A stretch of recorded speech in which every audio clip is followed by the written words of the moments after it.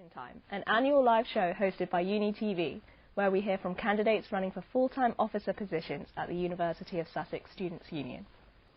My name is Olivia and I'll be your host for the evening. We'll be hearing tonight from candidates running for the position in the following categories: activities, society/citizenship, undergraduate education, postgraduate education, welfare, and finally the Students' Union President. There's going to be 2 rounds this evening, and to start off I'll be asking each candidate a general question about their role, and then follow up with 2 more questions based on the candidates' individual manifestos. After hearing from the candidates tonight, you'll also have a chance to meet them in person on Tuesday the 1st of March in the Common Room. You can find more information about this on the Students' Union website.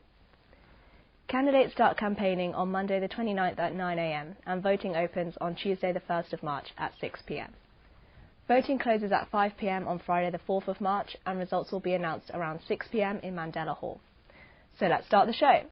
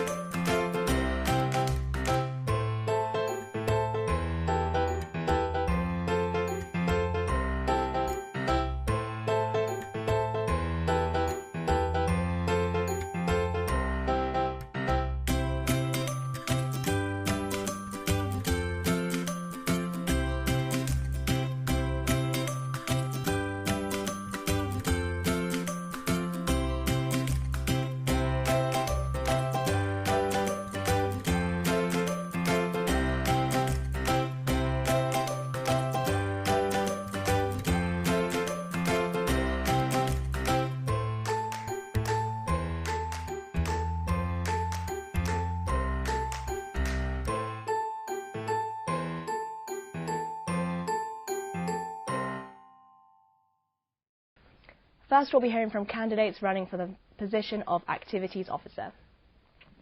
The Activities Officer represents students in matters relating to active involvement within the Students' Union and its sport, volunteering and other student-led activities. Our general question is, would you say the main focus for sports clubs and societies should be to get more students involved or for the groups to perform really well? Hi, I'm Emma and I'm running to be your Activities Officer. I'm passionate about lobbying the university to provide a fund specifically to cover the transport costs of off-campus trips for sports and societies, providing an interactive timetable for sports and societies meetups, increasing access to and inclusivity of sports clubs and societies for all students, promoting the collaboration between the student media, societies and sports, and also minimising spatial restrictions on campus. Hi, I'm Emma. I personally think that both are equally important.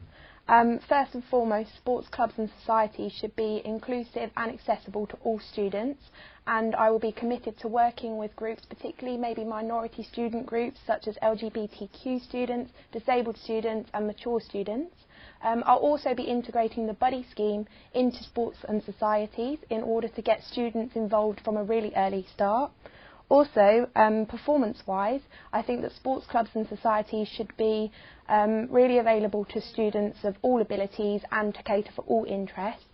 I think whether this is sports clubs working with Active Us to provide social sessions or encouraging their teams to compete competitively, all is great.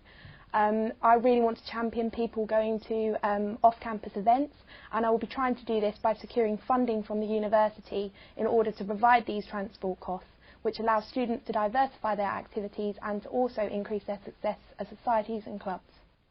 Adele, would you say the main focus for sports clubs and societies should be to get more students involved or for the groups to perform really well? Hello, my name is Adele. I'm a third year international relations student. I'm currently the president and founder of Coexist Sussex, and I'm running for activities officer. I believe Sussex has great potential, and I want to use that potential to improve cooperation, inclusivity and diversity within and between sports clubs and societies. Well, I think that performance and involvement are linked, because the great performance of a club or society comes from the diversity of its members. So I think they're really linked. And also, I do agree with Emma on the fact that societies and sports clubs should be open to anyone. Uni is about experiencing new things. And, for example, I'm from women's football, and I had never touched a football before joining uni. And thanks to women's football, I've been able to make so many friends and to try so many new things. So I really think that they should be open to everyone. And finally, would you say the main focus for sports clubs and societies should be to get more students involved or for the groups to perform really well?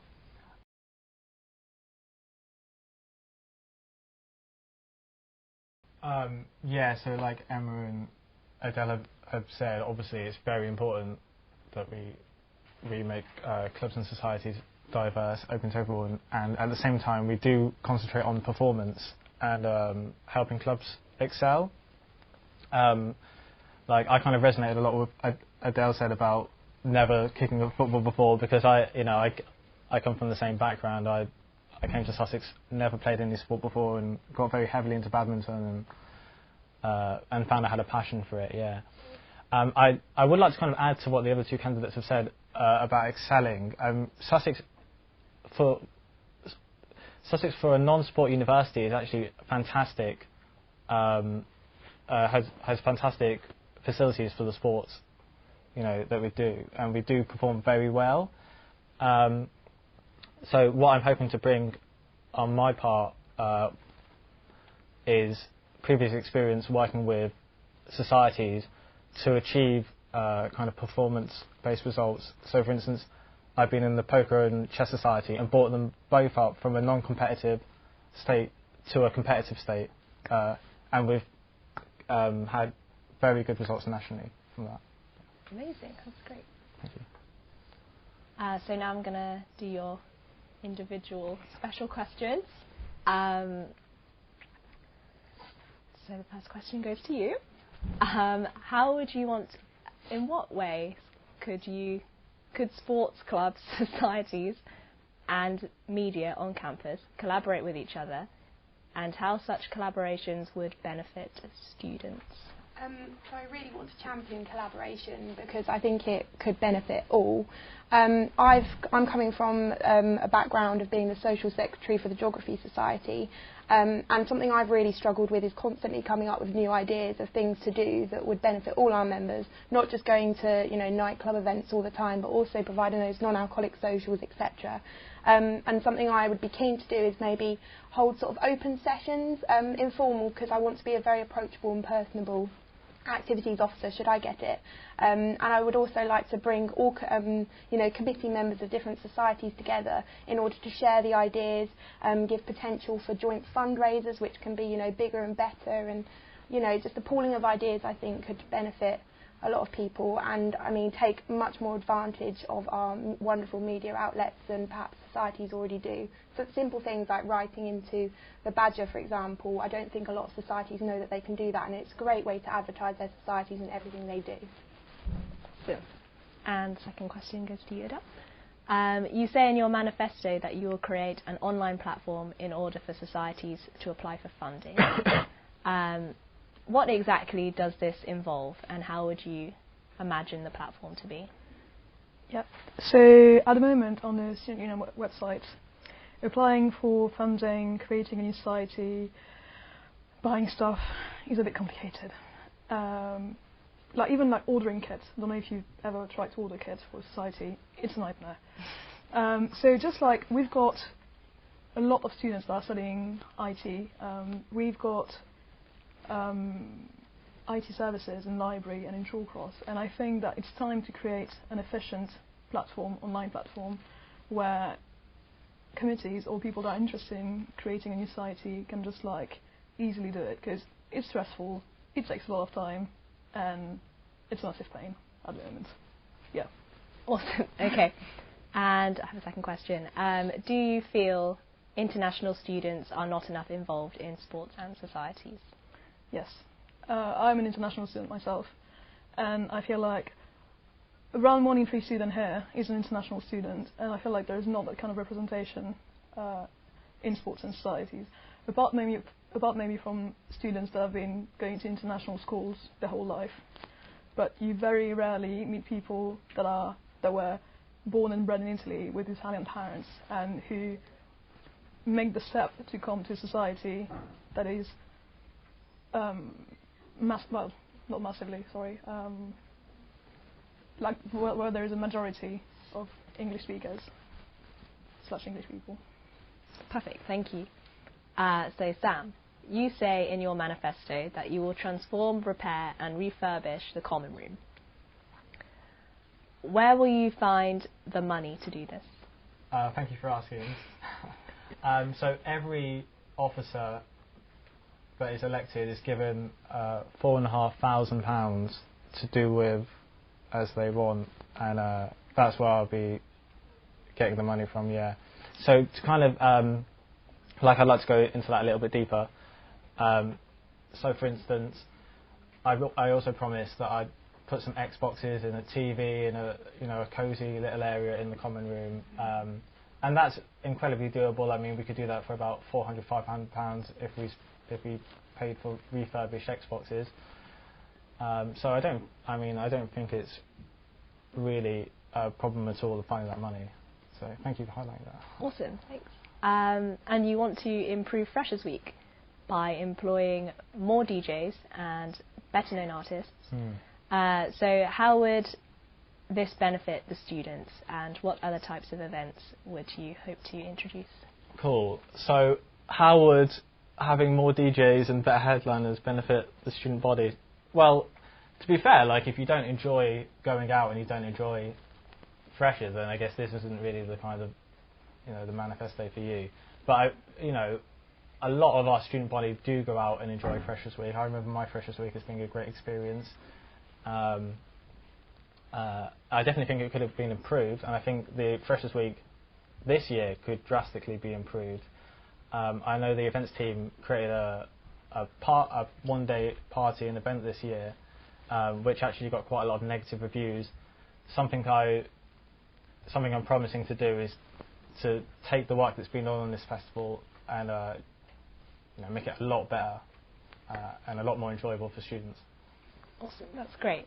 So thank you guys. We will now move on to the second round, where we'll hear from candidates running for the position of Society and Citizenship Officer, who represent students in matters relating to active citizenship, community engagement and ethical and environmental action. Okay, so our general question is going to be, what are the main social problems that students encounter daily at university? Cosmo, would you like to answer first? Hi, I'm Cosmo. I'm running for Society and Citizenship Officer. Following on the work from the current officer, I, along with the help from local authorities and university, would like to address the issues on student accommodation with the use of the project like Recycle, create a safer and friendly environment for all cyclists, which contribute to a better living environment for us all. With the help and support, I am sure we could achieve all these goals and much, much more. Please visit the Student Union website for my full manifesto and approach me if you have any questions. Hi, I'm Cosmo. Yeah, I've identified 3 main burning issues that students face in the university. The first one would be surrounding sexual harassment. It will affect students from all gender background. The heart consent workshop has been running very well across campus. A lot of people have received training, including myself. It's very great to raise awareness among clubs and societies. We could find ways to expand it and raise more awareness of consent sex. Because we are seeing on the news some students are sadly facing unfortunate experience still on campus or off campus in town, or after they come back from a night out. Students should be comfortable and feel safe when they are going for a night out. The second issue would be surrounding race issues. Myself and some other friends coming from ethnic minority backgrounds do face different sorts of harassment in town on public transport. Even when we ride a bike on town, we got yelled at by some people. The languages, the words really hurts us, and it will stay in our head forever. The last issues, social issues that students face in the university would be housing issues. Students are paying a very high rent in Brighton, but the landlord and the estate agency do not really help them if they have issues in their house. As NUS report put it, they're putting students in substandard house. You see mold in the house, and some landlord or estate agent keep their deposit forever, would not return it to them.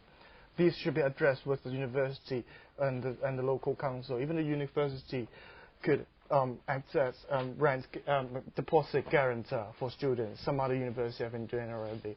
Rent guarantee scheme for international students.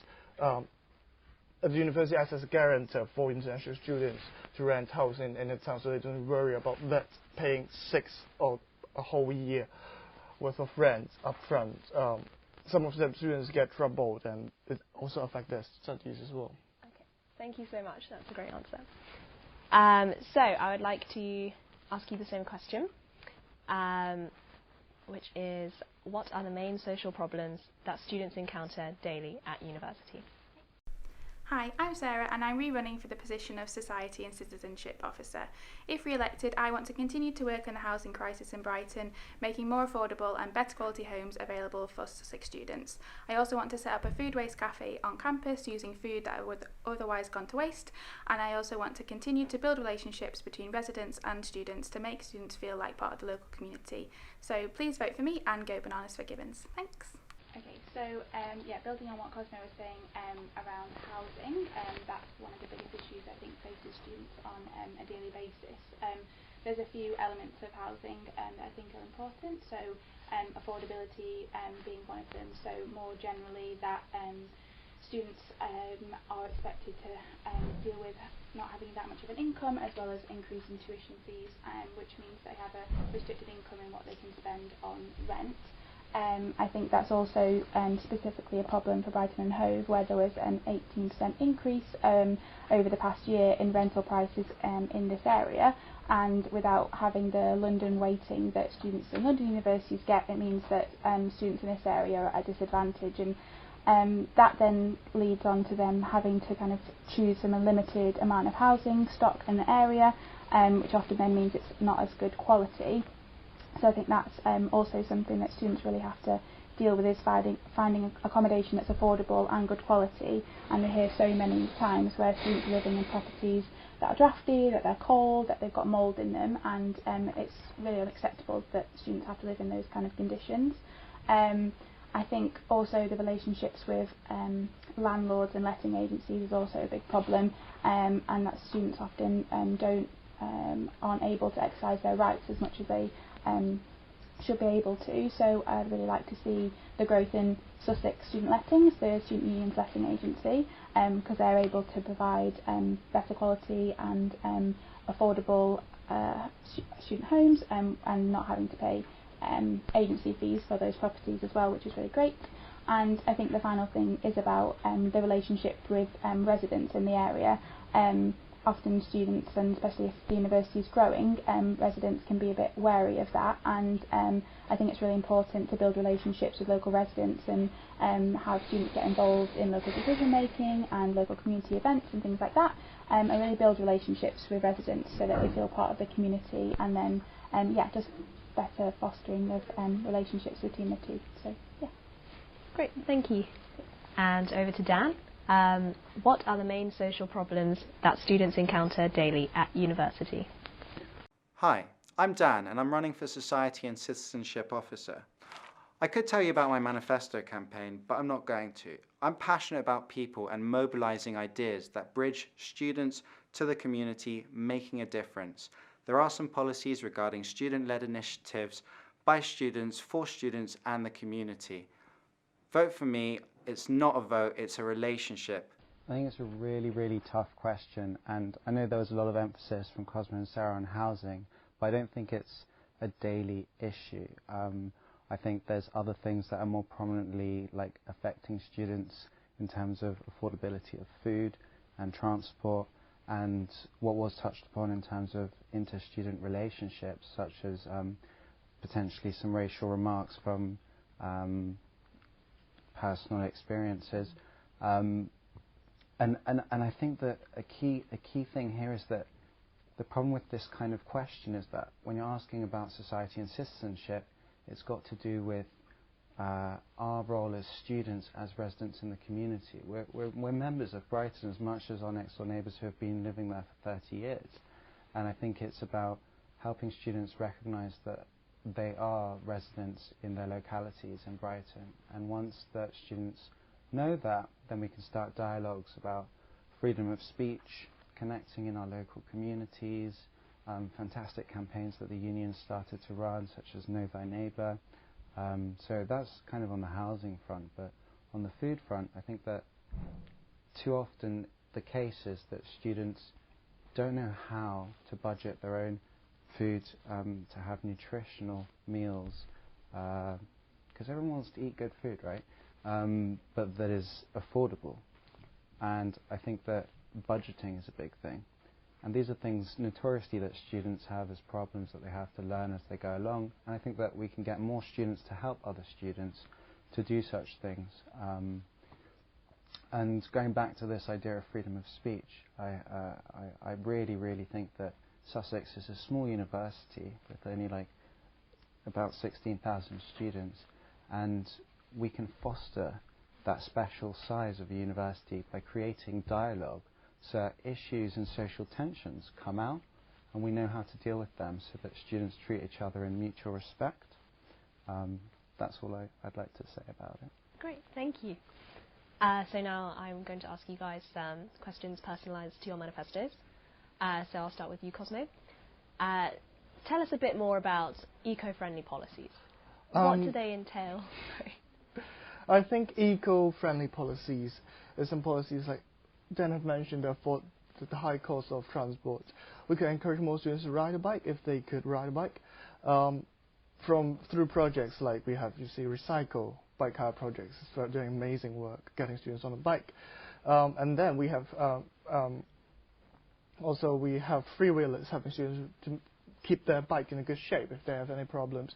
These are the ways that we could enable students to live a sustainable life and also have a more affordable means to transport around from town to campus, around the city. We have a very lovely Southdown surrounding us. They could ride during their holiday as well. There's one way. Another way we could see on campus, we see we could put some compost facilities on campus hall residence. I had been trying when I was living there back in 2 years ago in my first year, but still I don't see compost facilities available to residents. They have been using all sorts of reasons for not doing it. But students, we cook every day because we can't afford to eat out. But we do have some food waste, some unavoidable food waste, even like a tea bag. They could be compost rather than just chuck in a bin and bring it to the landfill. These are the ways that there are plenty more ways that are outlined in the manifesto could be done within the university to build a more green university. Perfect. And how do you intend to tackle sexual harassment? Yeah, sexual harassment is a big issue, as I mentioned in the beginning. You know, on campus we have those blue lights, but they are not very visible and very known to students. They could be very essential when students are being harassed on campus. I think we could expand that blue light system to more places and educate students. They could use those blue lights on campus if things happened. Also support to victims as well. Amazing community projects like RISE to provide support, and we could let these projects get to know to students if they need any help. Great, thank you so much. So Sarah, you say you want to make Sussex letting bigger. How do you intend to do this? Okay, so yeah, I mentioned before how Sussex Student Lettings at the moment is doing a really great job, and they offer a selection of housing that's more affordable. They don't charge letting agency fees, but I think one of the things that limits them at the moment is their location. So they're on campus, which means they're really great for students who are walking around and can see them, but it's not so great for getting landlords to know who they are. So I think one really important thing is to work on getting their kind of name and what they're about out into the community. So I think a good place is to be using kind of contacts in the city and places on the Lewis Road where there's lots of other agencies, because I think one important thing is also about getting landlords to improve their practices. So I think if they see that there's an agency who won't kind of work with landlords who don't behave appropriately, then they're more inclined to then kind of change their practices. So yeah, I think it's kind of one of those situations where you're doing something really well, but you then need to get known to be able to grow. So I think it's all about kind of the marketing and make everybody who knows what Sussex Student Lettings is about really likes it. So it's just making sure that more people know and increasing them that way. Great, that's great. And in your manifesto, you've included a plan to set up a food waste cafe on campus. How would you put this into motion? Okay, so I'm really glad you asked that question because it's really exciting. So speaking about what Cosmo was mentioning about food waste on campus, I think it's one of those things which kind of everybody really agrees with, that they don't think it's a great thing, and events like Feeding the 5,000 in the city last October was a really great way of platforming what the city can do to tackle food waste. And I think projects like the Real Junk Food Cafe, which run similar schemes to what I'm proposing, is a really good model to look at. And I've been speaking to them and about how it would work on campus, and also talking to the outlets that the Students' Union has, as well as the ones at the university, about how they can be able to save the food that they would have otherwise thrown away, and then we'd be able to secure a kitchen facility on campus, and then recruit a really dedicated group of volunteers who'd be able to ensure that that's running. So a similar model to the Real Junk Food Cafe, where you have volunteers who collect surplus food the day before, and another group of volunteers who prepare the food in the morning before the actual cafe opens, and then the people who then serve the food. And as it works at the moment, it's a pay-as-you-feel, so it means that people can donate money if they're able to, and if not, there's no pressure to do that either, and that also gives the kind of cafe some kind of security in being able to supplement some of the surplus food with extra things if they need to be able to provide nutritious meals. So awesome, cool. And Daniel, how do you intend to build a real-time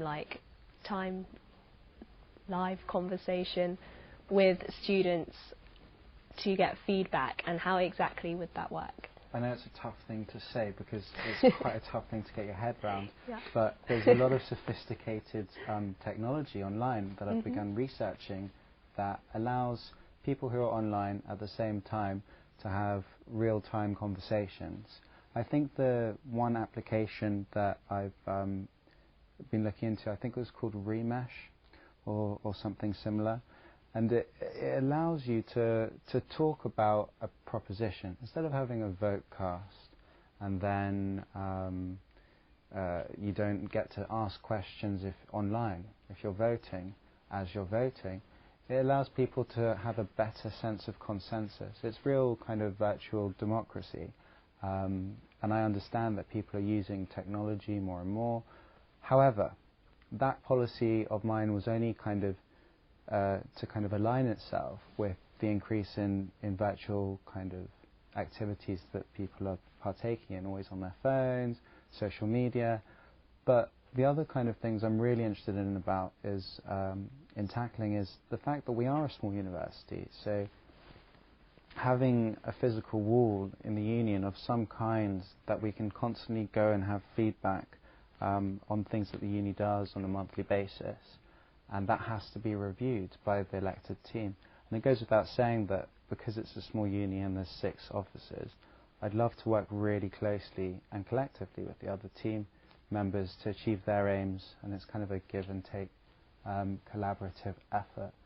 The other thing that I would say about it is, in physical presence, we walk underneath our union every single day, and I'd like the people in the union to come literally downstairs into the courtyard of Falmer House, but also in Library Square, because that's where you get to see the faces of the union, and you can go and approach them. I'd like to be approachable and have open hours regularly where students who I don't know feel like they know my face and they're going to come bug me for something that they want to talk about.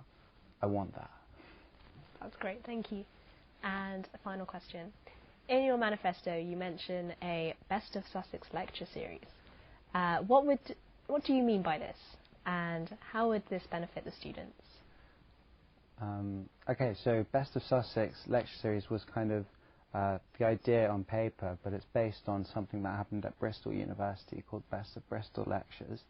And I think a graduate from Reading University decided that he wanted to increase the profile of access that students could potentially unlock. Let me say it differently. You're only studying one subject. He wanted to give access to students in the university the ability to expose themselves to different subject areas. So simply, he let students vote for their favourite lecturers in every department, and then put those lecturers onto a open lecture series, so that every member of the university, every set of lunchtime lectures, could go and view them.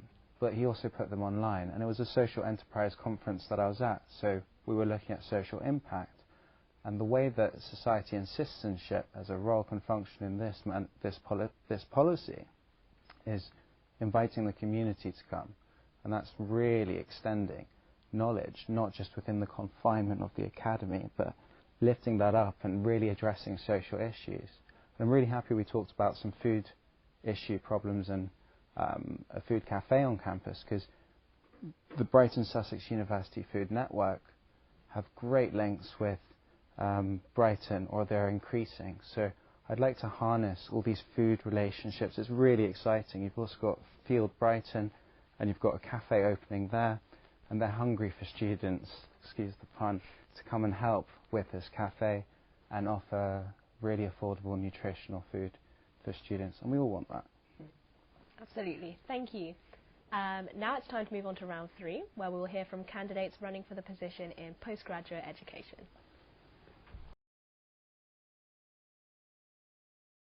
The Postgraduate Education Officer represents the postgraduate student body in their education needs and progression, supporting academic representatives and acting for improvement with regard to learning and teaching. So, are postgraduate students offered enough support by the university? Hi, I'm Rose. I'm running for Postgraduate Education Officer.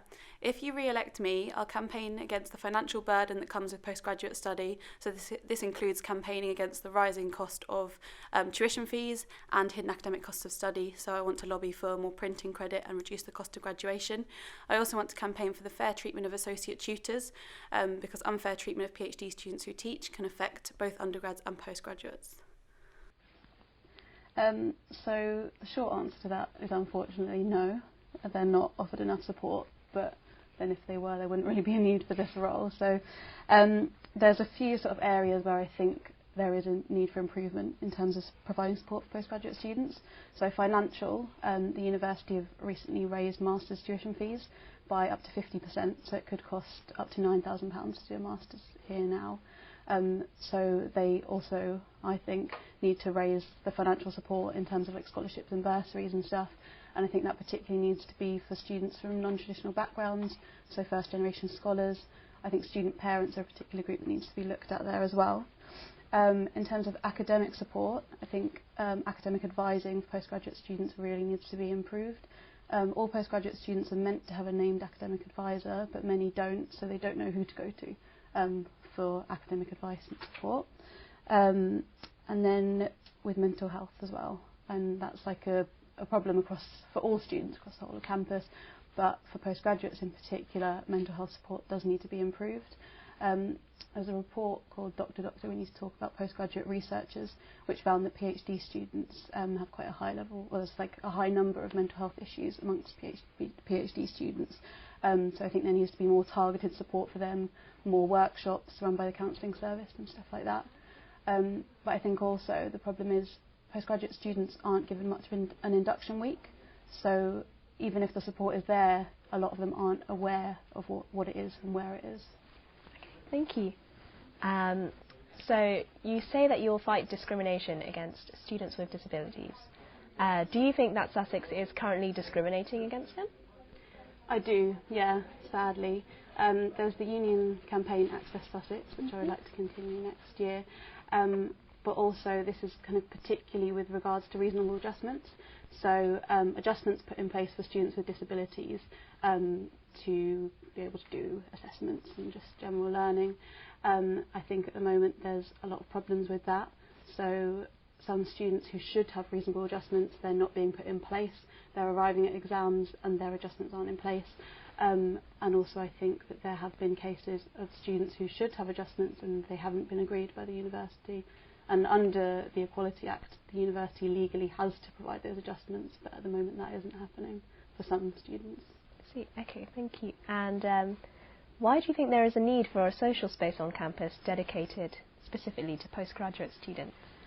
I think, so the number of postgraduates at Sussex is growing and it's going to be even more next year. And I think postgraduate study can be quite isolating, especially if you're a PhD student, you don't have regular seminars where you're going and seeing other students. So it can feel like you don't really know where to go, you don't know where to sort of put yourself. And I think if there was a dedicated social space where you could go, and there could be sort of study areas there as well, but you could go and know there's going to be other postgraduate students there, I think that'd be a really nice thing to have. Great, thank you so much. So thank you, Rose.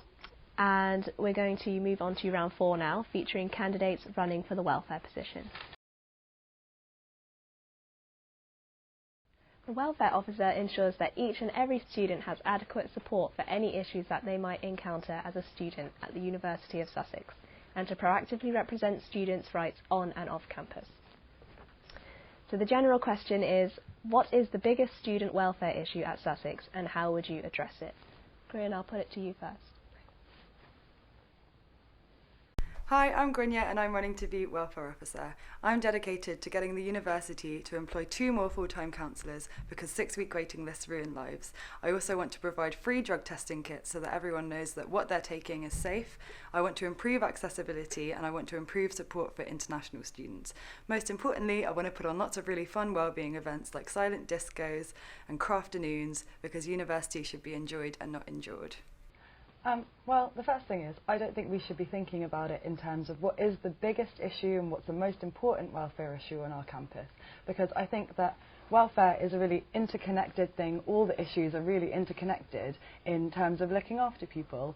And so whether that's talking about mental health stuff and the fact that people are waiting 6 weeks to see a counsellor, which is literally half a term, or whether that's talking about access, because some students literally cannot access accommodation, they cannot access some parts of campus, they can't access the library or farmer house, or whether that's talking about international students and their welfare, because management keeps treating them like just profit and neglecting their welfare, or whether that's talking about first years who are feeling homesick, they are having bad mental health and they're dropping out left, right and centre. All these things are really massive interconnected issues. So I think that the biggest issue is just providing more support for these vulnerable students on campus, because we should be enjoying university and not enduring it, and we should all be having like a good time and a healthy and a happy time at uni. Perfect, thank you. Thank you. And Jamal, what is the biggest student welfare issue at Sussex and how would you address it?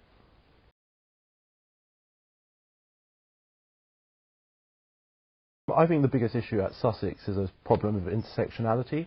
So we can see the student body as a whole, and as a whole the biggest problem for students altogether is probably the Tory government. They're attacking us. There's a problem of social mobility at the moment. You've got them attacking our maintenance grants. And for me personally, my biggest problem has been rent, and as I don't have a guarantor, that has been my biggest issue. So what I want to do is make the university accountable and make the university act as guarantor for people that can't find guarantors. They do it at King's College, and I believe we should do it here. But as I said, it is a problem of intersectionality, so different groups experience different problems. For instance, what I want to do is work with the part-time officers, pay them. So with the disability officer, what I would want to do with them is help them increase access to buildings on campus. With the ethnic minority officer, what I'd want to do is help to decolonise the education system here, because it's very Eurocentric. With the women's officer, I'd want to help to continue the free tampons that they're giving out on campus, and help with issues of just general sexism, everyday sexism on campus. And with LGBTQ, I would just want to help them to carry on the good work they're currently doing. Perfect, thank you so much. Thank you. So I'm going to give you guys some more complex questions. So I'll start with you. How do you think that the university is neglecting the international students' welfare, and how so? Okay, basically I think that the university very much neglects the welfare of international students. I've heard stories from international students saying that they really struggle, firstly with the vastly different curriculum that they have to deal with when they come to university, and equally with language barriers, with social barriers, and I think there's a lot of things that we can do in order to address this problem, and I think one of those things is to actually talk to international students and communicate with international students and make sure that they get to meet management, because at the moment the welfare of them is being really, really neglected, and they don't ever get to express their own concerns. And I also think that it's an issue of like integrating international students and UK students, because for example when I was in halls, the international students in my halls, you know, they were very much like not like part of the sort of hall's fun campus life, and I think that's to do with attitudes. So one thing we can do is we can change attitudes, and another thing we can do is to make sure that international students are meeting with management, expressing their concerns. And the third thing that we can do is to make sure that they have academic support, because I heard a story of one girl posting on Facebook. She was an international student, and she said, "Oh, I've been reading all day, I can't do this anymore, this is so different to university where I'm from."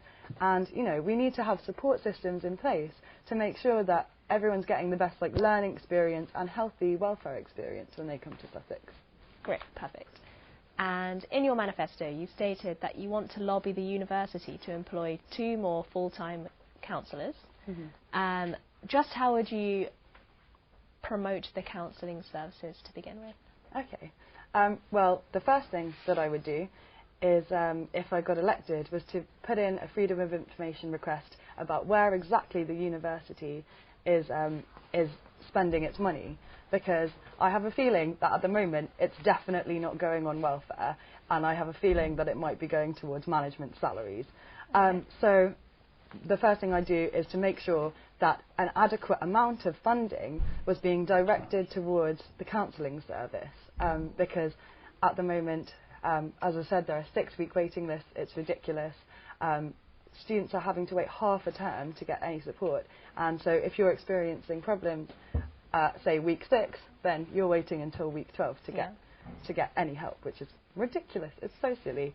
And so I also think that there's a problem of accessibility and visibility in the counselling service, because when someone's at their lowest point, when they are struggling with so many mental health issues, they're feeling awful, they're not going to want to get up, get themselves an appointment. It takes a lot of strength to do that at the best of times, no matter whether you're at your lowest moment.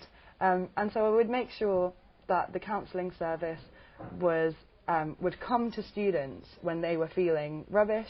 They would come to students, you know, first years in particular. I would make sure that all RAs, residential advisors, were trained in how to spot the signs of struggling first years. So if they observe particular behaviour, then they could go, I think they're struggling, go to them, talk to them, communicate with them, and make them feel at home at Sussex. And so, yes, I would improve accessibility and funding. Perfect, thank you. And Jamal, in your manifesto, you claim that the drug testing kits should be provided by the university to test powder purity. How are you going to achieve that when the university has a no drug policy set in place? Well, I feel like it's more of a pragmatic approach to the drug problem. We can deny there's a drug problem, and we know there is. Just a couple of months ago, a girl died, second year, took heroin thinking it was cocaine, died. Nothing mentioned about it in the Badger, nothing at all. In first year, I had a flatmate, took some drugs, psychosis. It's a huge problem. Drugs are a huge problem on campus, and we can just deny it's a problem, and we can attack drugs as a problem, or we can do something pragmatic to solve this problem.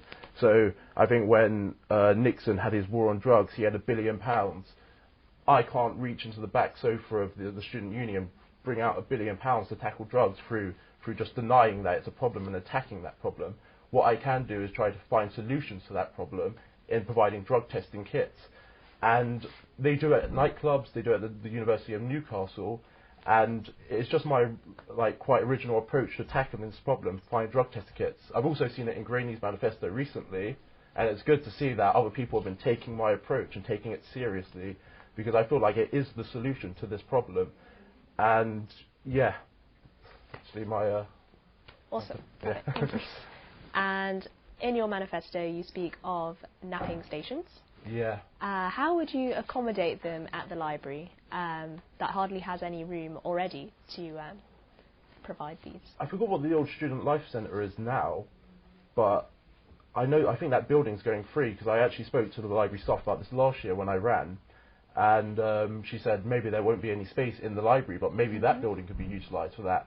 Okay. And I feel like it is quite a necessary thing, because I'm a last minute man with everything. I prepared for this thing just like 10 minutes ago. I prepared for my dissertation 2 days beforehand.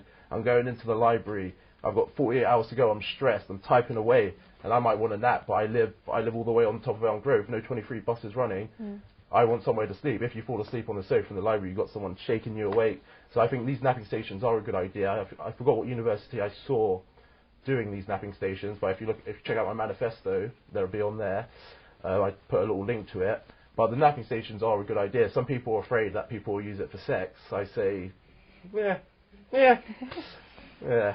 But yeah, napping stations, great idea, because like the stress that you get around exam period it just exacerbates things like mental illness.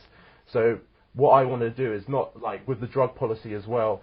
I kind of want to get rid of not get rid of mental illness, but help solve the issue of mental illness on campus by looking at the things that exacerbate it: financial costs, drugs, essay stress, things like that, things that we can help out with, as well as providing more staff for the mental health facilities. Because at the moment it's like a 6-week wait. I've even heard of recently 2-month waits, and it's ridiculous.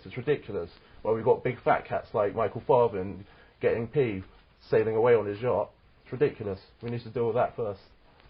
Perfect. Thank you, you guys. Now it is time to have a conversation with the candidates in the green room.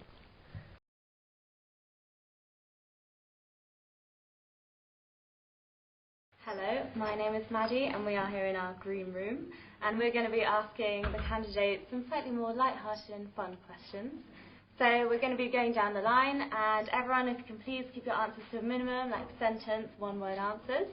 So your first question is, can you please sum up Sussex University in one sentence? A brief sentence, please. Not education, fun. Not just fun. Everything more than just a singular one. Liberal but too expensive. An exciting place where you'll meet some of the most interesting people in your life. Yeah, Wednesday socials. Sussex is home. An absolute joy socially. A uni with a reputation, just one I don't see yet. It's alright. A bit dull, but it's alright. Okay. Management are wankers. There's a lot going on. True. A good place for everyone. Education excellence and personal development. You can always have a cup of tea. Yes, you can. Poverty and fun. Ooh. Interesting. Okay, next question is, if you could create a fun room in the library, what would it be? A sex chamber. It would have lots of roller coasters. Ooh, PS4. A dream room with music. A club with a Beyonce playlist. Very nice. Literally, it would all be bouncy. A nice little cocktail bar. Somewhere for manicure. A nap room, 'cause naps are fun when you've got lots on. I would put some beds in, some beanbags. Yeah. Yeah, I would agree with Emma and Ellie. I'm a big napper. A nap room. Yes, you are. I'd go for like a crazy playroom, have like a ball pit, bouncy castle, all that. Puppies? Just loads of Music. Soundproof room. Every hour on the hour, 5-minute song gets played. Full bouncy castle walls, so you could bounce all the walls. Maybe like a bedroom, some showers as well, so you can like stay the night and study. Showers, it's quite sad. Probably needed. It's probably needed. Yeah. Okay, next question is, if you could supply every single student with something for a year, what would it be? Oh, I don't know. Oh, something free for a year. Yeah. Probably really random, like free printing credit. Probably. Yeah. Something useful. Practical. A bike. Drugs, but the ones that they'll need for if they get ill, prescription, as opposed to the other. Unlimited budget. House. Free housing. Ooh. Mine was a lot more boring. I was going to go free printing as well. Yeah, that's what I thought. On to the rest. Money. Yeah, fair enough. I didn't specify not. A daily voucher to the deli because it's delicious. It is good. It is. Spotify Premium for free. Great suggestion. A nice pet hedgehog. An interesting animal. About 8 rabbits. Okay, animal theme. Confidence to be themselves. Oh my gosh, so cute. Sketch. I want to say tampons, but that's not for everyone. So a puppy or tea bags. Free bus pass or a real gun for free travel as much as you can. The means of production. Nice, right. Okay, next question is kind of similar, but if you had unlimited budget, again, what would you buy first for the campus, on campus? Swimming pool. Free food for everyone. A different performer every single night perform a bar. Core books, definitely. I can't think as quickly about this. A lot. Big music venue. Nice, okay. Yeah, fuck it, let's have it all. Cinema. So what was the question? If you could supply, if you had an unlimited budget, what would you buy first on campus, for campus? A student hub. Musical buses for sports clubs to go to their beds. Cute. I'd just invest in more affordable housing in the expansion plans. Practical. Trampolining, amusement park. Got it all. The beautiful postgraduate building with a common room only for postgrad. Sorry about that. Can we have like a bigger library with a water slide outside too? Yeah. Leading to the original plan of the university, which was to have a swimming pool on campus. An entirely accessible campus with lifts everywhere for everyone and slides to get down the stairs. Great shout. I think I'd just go for like more affordable housing, definitely. Okay, nice. Some practical suggestions. Okay, right. So, if you could have Snape, Yoda, or Gandalf as your lecturer, who would you choose? if you don't know who these people are, just who would you have as your lecturer? Who'd have anyone? Snape, Yoda, or Gandalf? You could just go with the name, whatever sounds better. Yoda. Yeah. Snape. May the force be with the education. Gandalf. Gandalf. Yoda. Yoda.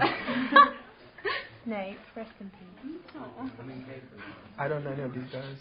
Who would you want as the lecturer then? Any like famous or fictional character? I don't know anyone. Okay. You My could be a life is lecturer. sad. Oh yeah, me then. Yeah, okay. Let's have that. David Bowie. Mate, Gandalf would go hard. I'd have Maya Angelou. Yes. Oh, Gandalf because it's adventurous. Kate Bush. Yoda it is. Any day. Yoda. Okay, thank you very much. And if you could give a piece of advice to someone starting new at Sussex, so a fresher, what would it be? Be yourself. Yeah, same. Just be yourself. Yeah. Love yourself. Care about each other and, well, just get everything. Give everything a go. Yeah, be yourself. Yeah, try new things. Get a bike. Get involved in as much as you can, as quick as you can. Advice to someone who just got here? Yeah. Just get involved. It's going to be alright. Just throw yourself into anything and everything you can. Don't worry, it's all going to be okay. Don't come here. No. Or drink moderately. Never say no to a good opportunity. I'd say get involved in as much as you can. Going with that theme, get involved in UniTV, if you want, maybe. Subtle bit of marketing. Okay, if every accommodation on campus was having a party, which one would you go to? Oh, I don't know, probably Eastlake. Yeah. Eastlake or Park Village. 69 Eastleigh. Where for those people? Eastlake. Definitely Eastlope. I had a few good ones in Brightham, so Brightham. Big up to my Lancaster House people. Right, I'm taking it back to my room. Northfield. Park Village. Eastlake. Yeah, Park Village is where I'm from. I'll go to Eastlope and Park Village because everyone is going to be there and just take everyone somewhere in Brighton. Lancaster House, because we all remember Project L.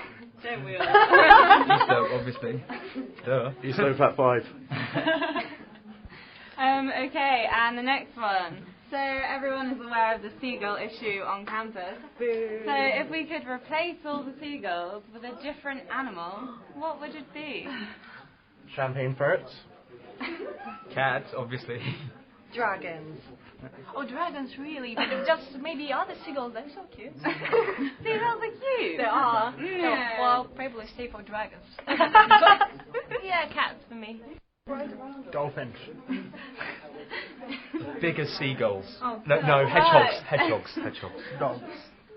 I don't want to replace them because they're too entertaining with their stamping feet. So inclusive. Yeah. My parents have 2 pet seagulls. So Pet seagulls. yeah, I grew up in Sussex. Oh, okay, fair enough.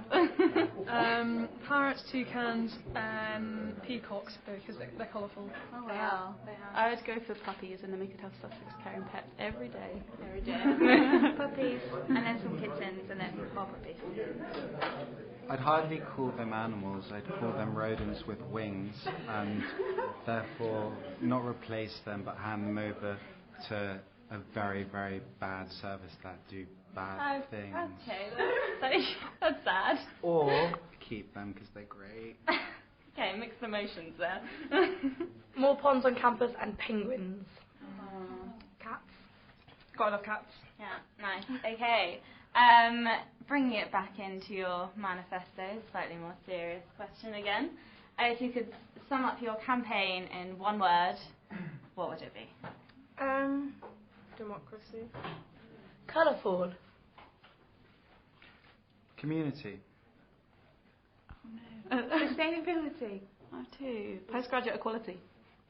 Maybe into one. Save. Creative. Equality and diversity. Democracy. Fuckity fuck.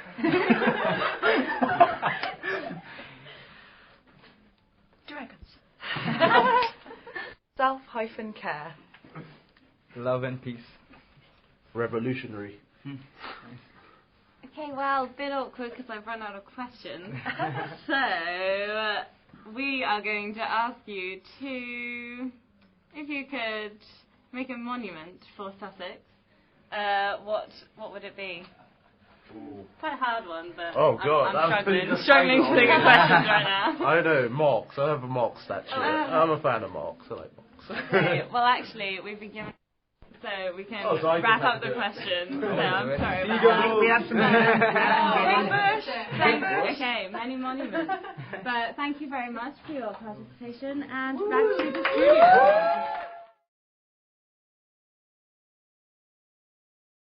Hey, welcome back.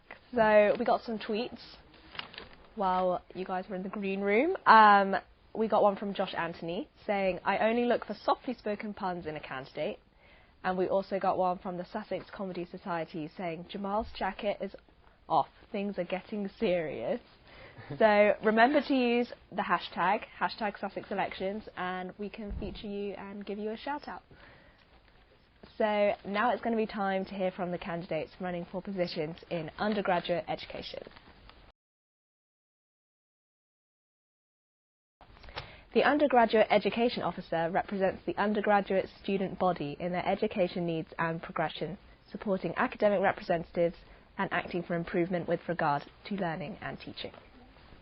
So the general question is, should students get money back if their teaching is cancelled because of strike action? Why or why not? So Savannah, I'll put it to you first. Hi, I'm Savannah. I'm running for undergraduate education this year because I think education is more than a degree programme, and students should be able to learn from university matters that are actually relevant to their lives and to the world. I'm going to advocate for more educational opportunities in general, more diverse array of opportunities that reflect people's talents, like internships, job opportunities, also decolonising the curriculum, including more voices other than just white men, and also a louder student voice in general. I would just like to say that I think these kind of questions are quite representative of some of the problems I have with the way universities are running at the moment, which is kind of like businesses, as if like our education was directly exchangeable for value in terms of money. And I prefer to think of education as how it should be, is really about your learning truthfully about yourself and about the world, and about really students engaging with lecturers who really want to teach them, and students really wanting to learn from their lecturers. And it shouldn't be about, we're paying you a certain amount of money, so we should get a certain amount out of it. In that kind of situation where there was a strike and students should demand money, might be demanding money back, I personally would support my lecturers in the strike. And when there was a strike, I did support my lecturers, because I felt that this is not to do with the relationship between students and lecturers, it's to do with the relationship between the government and the university. And that's, I don't think, what we should be focusing on in the university. We should be focusing on the learning that happens in the classroom, which is the most important part of university. Okay, thank you. And should students get money back if their teaching is cancelled because of strike action? Why or why not? Hi, my name is Radek, and in this year's elections, I'm standing for the position of Undergraduate Education Officer. As your education officer, I'll make sure to firmly represent you and your interests, and address the issues that matter to you the most. I believe the officers in general, including the education officer, are there primarily to serve you, students. So make sure to vote, choose well, and choose radical education. Tricky question, indeed. I remember 3 years ago, we had this exactly situation when hundreds of us students, we marched across campus and defending our tutors and yet their salaries and the education at Sussex. And exactly this point came up. Many students were okay with not having their classes and chose to actually go out and support and strike, while others were like, oh, actually, I'm not happy with that. Our classes should still be on. I want my money back.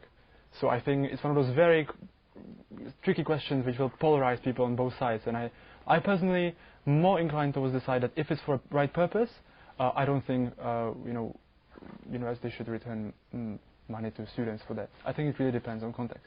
Okay, perfect. Thank you, you guys. So I'll start asking the more specific questions. So I'll start with you, Savannah. Cool. Work placements are hard to come by. Mhm. How do you think you would be able to provide more of them for students? Yeah, I think, so I put this in my manifesto as an idea for how we could provide more learning opportunities for students. Actually, I studied abroad last year at a different university, and they had this system which I found really effective called like spot jobs.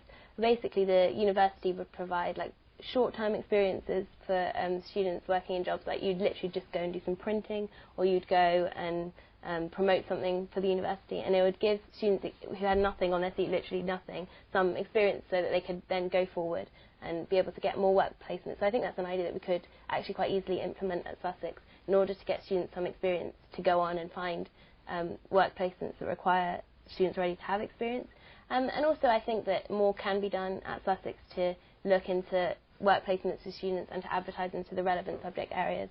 So I think we could work on that and work on promotion of what's available already out in the town and out in the surrounding area. Cool, that's great.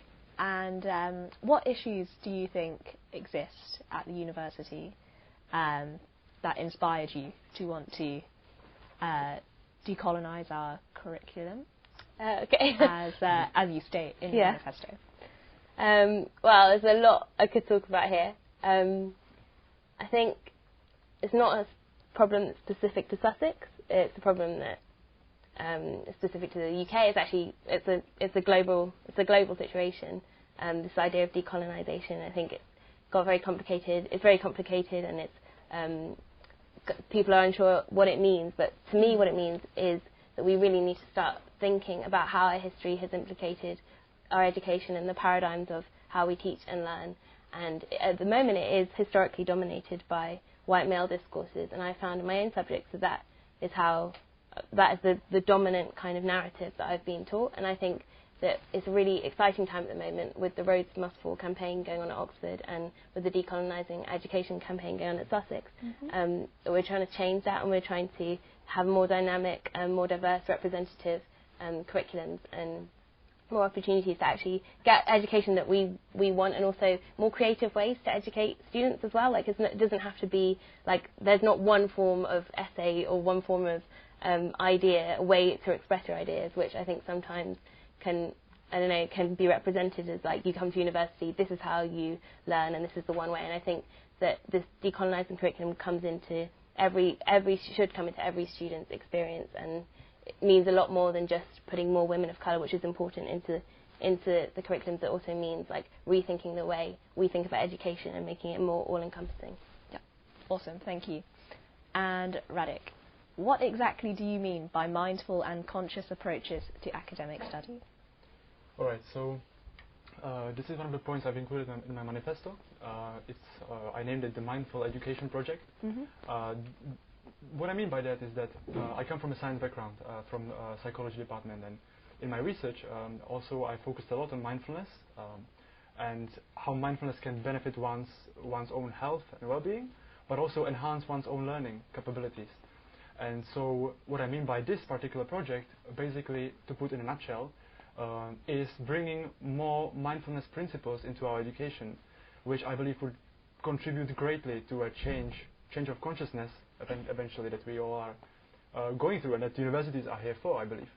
So there's a lot about it, and more details you can find in my manifesto, or ask me personally if you would like. I don't know how much time do I have. Do I still have time? I'm going to ask you one more question. Okay. Yeah.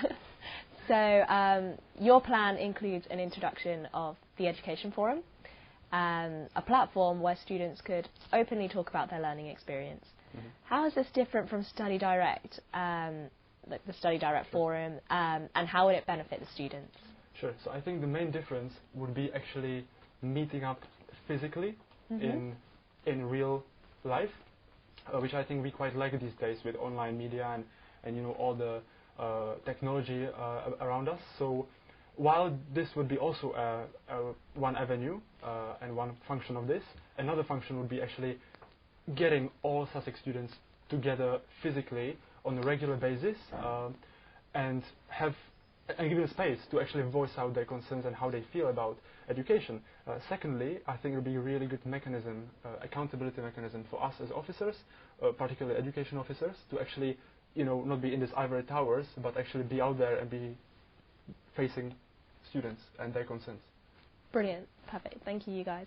And now it's time for our final round of the evening. We will be now hearing from the presidential candidates. The President is ultimately responsible for the leadership and direction of the Students' Union through their role as Chair of the Students' Union Executive Committee. Trading Company Board and the Trustee Board is responsible for overseeing communication between the Students' Union and its members, as well as maintaining an overall view of all Students' Union activities. Our final round is going to be split up into 3 smaller rounds, and now without further ado, let's hear from our candidates. Annie, in terms of your discourse against costs of campus accommodation and tuition fees increases, how would you achieve these goals? I'm Annie, and I'm all about making campus a more colourful and vibrant place to be. I want our campus to be a place for lively debate, live music and theatre, and with a water slide on Hand-In Day. I want better student representation of BME, women, LGBTQ and disabled students in academia and in student decisions, and greater union transparency. I want cheaper accommodation and food for students on campus, and I'll fight against tuition fee rises. I'm always on campus, so please come and say hi. Pig Pickering for President! In terms of ensuring cheap student and affordable student accommodation, I want a student voice in the university expansion plan. So in keeping something like East Slope and Park Village to ensure that it's under £100 a week. That's also what the NUS advise as affordable accommodation, and also ensuring that rent does not increase a lot more than inflation, so to try and keep it down as low as possible for as long as possible. Perfect, thank you. And how would undergraduates benefit from further engagement with postgraduates? Okay, so I think there's all students are great. They have so many stories to share and things to do. Last night I went to a talk from the Polymath Society about this guy who's doing a PhD in extraterrestrial life. I do social sciences, don't know anything about it, but it was amazing, and there's so much knowledge that can be shared. And they're nice people. They want to have social lives, get involved in societies, and yeah, there's so much you can benefit from meeting new people, postgrads and undergrads. Awesome, thank you so much. And Jazz? Your aim to make the Students' Union more inclusive to every student, no matter their gender, race or beliefs. Do you find the Students' Union is respectful enough to students' diversity?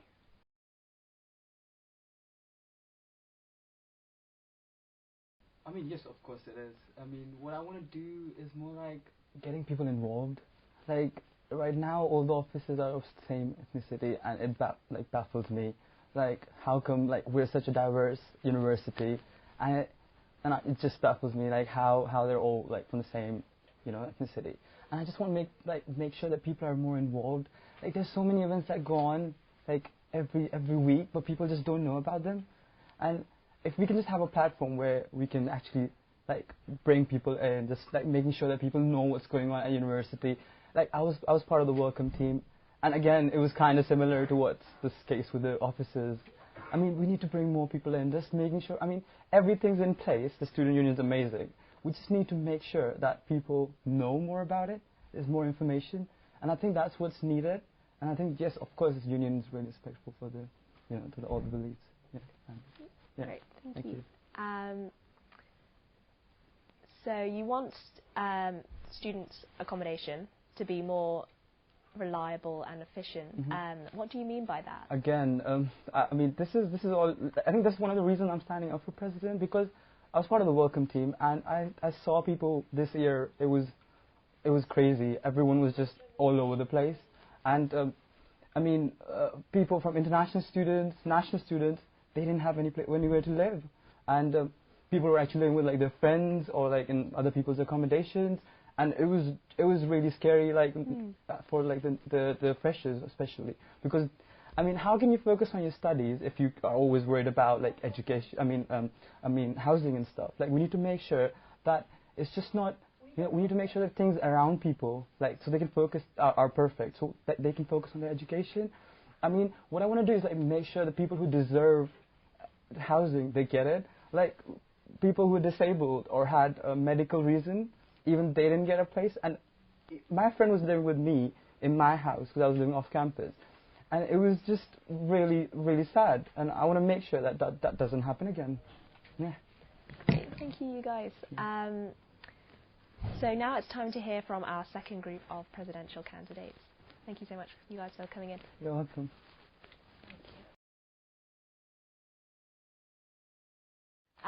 Taking on the task of fighting the welfare of students by cutting the education costs is a big challenge. How do you intend to do this? Hi, my name is Jaja Jasper Chinedum, and I am running to be president of the Students' Union. 4 of the main things I'm going to do is prioritize quality and diversity across the union. The second is to ensure and continue to fight for the continued welfare of students across campus. Thirdly, I'm going to ensure that postgrads are included and catered for by the union. And finally, I'm going to work to increase participation and perception of the Students' Union among students. Thank you. All right, so firstly, I'd like to start by saying the university cares a lot about their NSS cause. So firstly, convincing the university that this is something that can affect NSS cause is going to get the uni to do more about this. That's one way I hope to go about fighting for the welfare of students. Then cutting education costs, so when it comes to transport, we want to get the uni to work with Brighton Uni and the Brighton Students' Union to know what makes the Big Lemon work for them and see how we can mirror that to our university and make that work for us as well. Then I also want to work with Recycle Sussex to get more bikes available for students to use.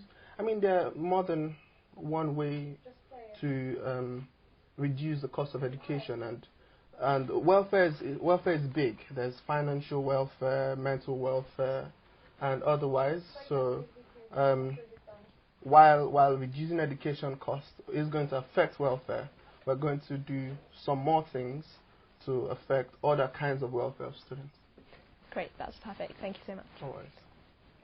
Okay, so Paul, convincing the university to resign from sports membership and allow all students free access to sports facilities is a challenging task. How would you go about that? My name is Paul and I'm running for Students' Union President because I want to make life better for students. That means free sport on campus, a bigger supermarket to replace Co-op, a new nightclub and an annual music festival and better Freshers' Week events in general, faster Wi-Fi and... Well, I've already done some work on it already, actually, speaking to the head of Sussex Sport, Karen Creffield, about the possibility of doing it. I think it's, firstly, you really have to build relationships with the university management, and some officers on the Students' Union really do fail to do that. And I would build a relationship with the head of sport. She's already said in an article I've published in the newspaper that she'd love to offer free sports to students. So she already wants to do it. Oh. It's just about convincing the management about how it's going to work. I'd love for students to be able to book sport facilities such as tennis courts and squash courts on Sussex Direct. I think that'd be a great idea. I know that gym membership might have to continue being having a subscription for that, but in terms of sport, I think there's already evidence that poorer students like myself, first generation scholars, don't actually get to play as much sport as the rest of campus. It's a real big issue, especially when you consider mental health problems which are rising across university campuses. Free sport is something universities have a duty to give to the student body, and I really think it's one of my top priorities in getting it done, and I'm confident that if elected I would get this done for the students. Oh great, that's awesome. And why do you think our campus would benefit from having a nightclub, and how do you intend on funding this idea? Well, one of the reasons that the campus is going to benefit from a nightclub is because, on a Tuesday night you go to East Slope at Skint, the queue's, out the door.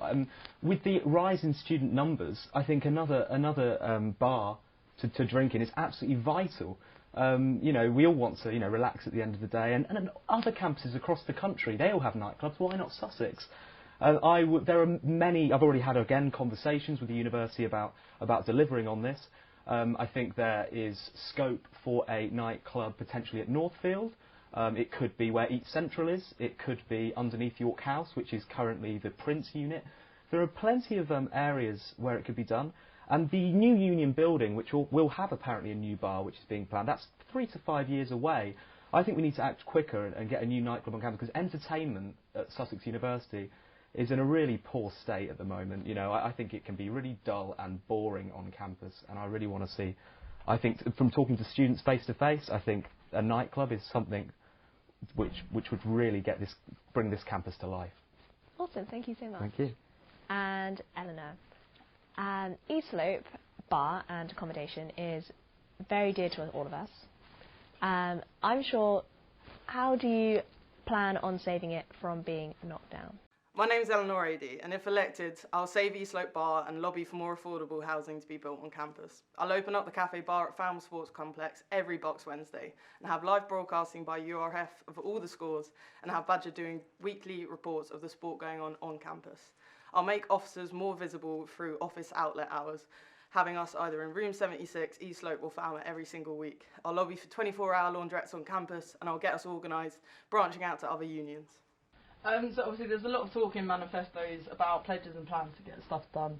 I think working with university is sometimes a massive challenge, and a lot of my manifesto points work on using existing infrastructure and just making sure they're open at the right times and staffed by the right time. So East Slope, I've been talking to Tan, who's a rocket scientist. He's been working and he drinks at the bar very, very often. We formed a plan where we want to get the bar listed.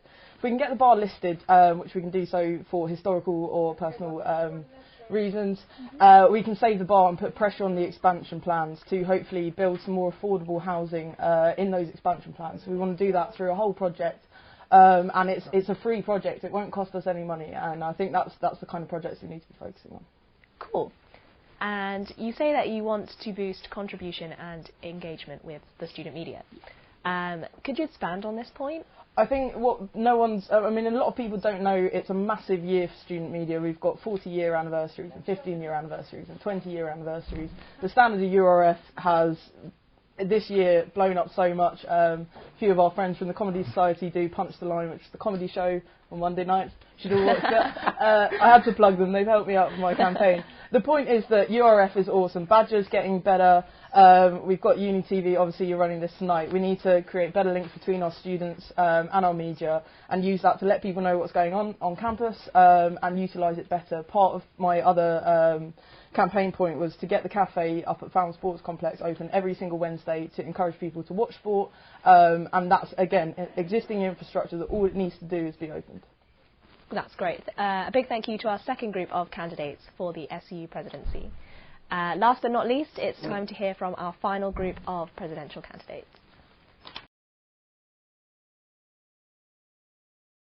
So, Letitia, you say you want to continue Abe's work on reducing the cost of living. Could you expand on this point? Hi, my name is Letitia and I'm running to be your Students' Union President. If elected, I will lobby for more affordable rent on campus, help rebuild the relationship between the university and Students' Union, create more bursaries and scholarships for students from low-income backgrounds, increase the gap between exams and essay deadlines, and most importantly, promote free speech across campus. If you believe in Tisha's wish for a better SU, then vote Tish for President. So I think at the moment we have a sort of cost of living crisis on campus, and I think that one of the main reasons for this is because rent is quite expensive. So one of my manifesto points is to lobby for more affordable rent on campus and introduce a rent cap so that rent can't exceed a certain level. So at the moment, like places like Northfield and Swanborough, it's like £150 a week, and this sort of increases like every year by like £5. And I think that it will deter students from living on campus because it will be so expensive, and students from low-income backgrounds won't be able to afford to live on campus. And so I think that there needs to be a rent cap in order to make living more affordable. That's great, thank you. And when you say you would like there to be a stronger relationship between the Students' Union and the university management, why do you think this is necessary? Is there not already a collaboration between the two? So I think at the moment there is some collaboration, but I think that it is necessary to have a strong relationship between the union and the university in order to get things done, in order for officers like ourselves to, you know, fulfil our manifesto and actually do what the students have elected us to do. So, I mean, after the protests, for example, there was a sort of breakdown of the relationship between the union and the university management. And I think as well with the new Vice-Chancellor, this will be a great opportunity to rebuild that relationship and actually help achieve what I've put in my manifesto if elected, and also just a stronger, I think that would just be a lot better for students as well, like having a good relationship with the union and the management. Okay, that's great. Thank you so much. And Max. Hello. How will the Students' Union fight to lower the rent? Hi, my name is Max, and I'm running for president, and there's going to be a hell of a lot of people who tell you this is unimportant, this doesn't matter, but the thing is whether you can afford your rent, whether you can get counselling on campus, and the fact that we're paying 9k, we're paying so much to live here, and we're still being charged for printing, all those things in fact do matter. So like me, dislike me, heckle me, throw stuff at me, I don't really care, but have an opinion on it, because actually we can change stuff about this, and we should change stuff about this, so vote Max, I'm not crap. I think there are kind of two categories that a student union can act upon. One is the easy stuff, which can kind of happen anyway. You hear people talking about water fountains, it's not that difficult. But then there are things where it's really, really difficult. And I think we need to not only tackle rent on campus, but in town. And for me, the only way that we can really do that is, struggling. Because at the moment, university managers on 300k plus a year, their focus is profit. Their focus is seeing us as funding units. At UCL, there is a rent strike at the minute, which won its demands last year and is fighting for a 40% cut in housing. I don't see why that can't happen here. And also, when we talk about the housing crisis, we can't just talk about students. We need to link up with groups in town, and we need to actually build a campaign to put pressure not only just for rent caps on campus, but rent caps throughout Brighton, because when we graduate, we might want to live in Brighton, and that matters. Perfect, thank you. And is it a bit of a contradiction to say limited free printing? Is it free, or do some have to pay because it's limited? I think when you talk about something being limited, it doesn't have to be a generalised limitation. So you don't have to say, 10 pages for every student. You can kind of look at what a course demands, and you can also look at moving over to things such as e-submissions, moving the deadline back from 4 p.m. to 12 p.m. Lots of universities do it. It massively reduces how much paper universities have to use. And, there's going to have to be studying to actually see how much paper is appropriate for each student doing each subject. But I don't think it's a contradiction. I just think it's a balancing of wanting to cut down on the costs that students face that are kind of horrendous at the moment at university, but also balancing that with an awareness of environmental issues. Thank you. Okay. And Anna, you say in your manifesto that you want to invite employers to Sussex so that they can choose their prospective staff. Could you explain that in more detail in regards to students? Hi, I'm Anna Cavan at your service, and my matters of great importance as your president would be well-being, academic, financial, and other issues to create a better life in the university. I agitate for freedom in all kinds, freedom of speech, freedom of studies, freedom to allow more time to write during your exams. I want your future employers to come there and choose unique you. I speak for lower fees and more heaters, for even more plants on campus and late snack outlets. You can find my extended plan on the Student Union site. Yes, of course. Well, we already got careers fair, which is really good because different people from different companies coming there and actually talking about their jobs, and we can ask them questions, and the students can ask them questions, what is actually going on in their companies. But I'm also thinking about, for instance, sending your forms and sending your, I'll say, what you've written, what you've done, not just essays, but for instance for creative projects. Like there are students who are doing music, there are students who are doing a lot of physics, for instance, they've got research, and they can send this research to someone, to a company, and in this case, for instance, some employers can come during the year, for instance once or twice, and actually have a look at those students, have a look actually at all students, and maybe some professors and tutors are going to say, we've got some really good prospective students, and can you have a look there actually what they've written, what they've done, and I presume it's going to encourage and really say make their search of the career, of the right path better, and in this case even first graded, like first year students are going to understand how it's important. Maybe they're going to work more and study even more. They're going to be interested in it because they're going to see how it's going to be resulted in future. Because for instance, there are friends who are right now going to be graduated. Some companies are coming and saying they want to work with us, and in this case, other students who are like first year one, as I said, for instance, they're going to be interested in this in even more. That's great, thank you. And the final question, why do you think there should be more social activities to bring students and tutors together? Would such activities interfere with the academic side of things? It's a really good question, thank you. Well, I actually was influenced by some international, they'll say, meetings that students and that tutors have got sometimes, because I presume we can visit, well, like students actually can visit our tutors and professors during their office hours, but you still got sort of a table in front of you, just between yourself, and you just you cannot speak with this person properly. Maybe you just maybe want to understand how what is going to be in future with your career and how is it going to be important for you, and maybe you're just thinking how you can transfer it in another path or something. And these social activities can actually not just bring them together and just discuss the career paths and what those students can do in future, but also show that actually those students are people too, and they can speak about their own experience and how they were looking for something like for a path and how they've chosen University of Sussex. And also it can help us to have more like tuition and tutors and interesting ways actually to encourage students from different schools to participate in education. Or maybe they're going to discuss something they something they're really interested in but they don't understand. Maybe they're going in this free atmosphere, they're going to discuss it even more. So like this. Okay, I see. Yeah, that's thank you. Yeah, okay, well that's it from our candidates for the evening.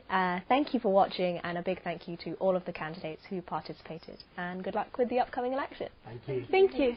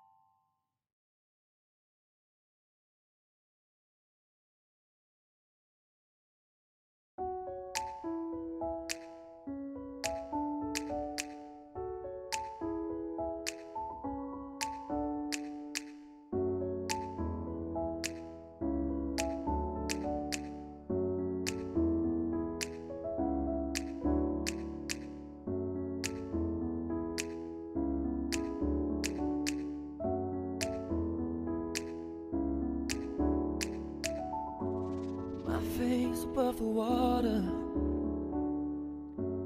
My feet can't touch the ground, and it feels like I can see the sands on the horizon every time you are not around. I'm slowly drifting away, wave after wave, wave after wave. I'm slowly drifting away. It feels like I'm drowning, pulling against the stream, pulling against the wave, drifting away, wave after wave, wave after wave. I'm slowly drifting.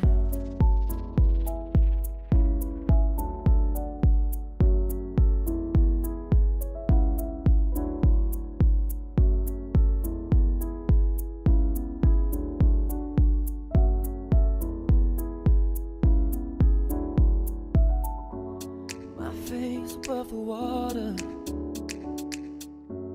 My feet can't touch the ground, and it feels like I can see the sands on the horizon every time you are not around.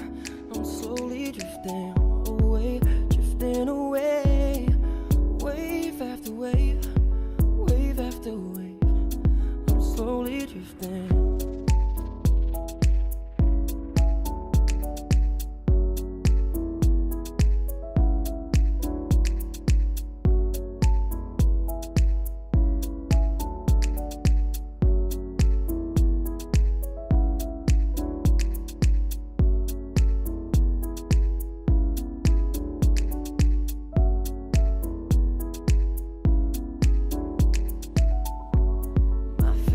Above the water. My feet can't touch the ground, and it feels like I can see the sands on the horizon every time you are not around. I'm slowly drifting away, wave after wave, wave after wave. I'm slowly drifting away. It feels like I'm drowning, pulling against the stream, pulling against the wave, drifting away, wave after wave, wave after wave. I'm slowly drifting away, drifting away. Oh, oh, no, no, no. I'm slowly drifting away, and it feels like I'm drowning, pulling against the stream, pulling against the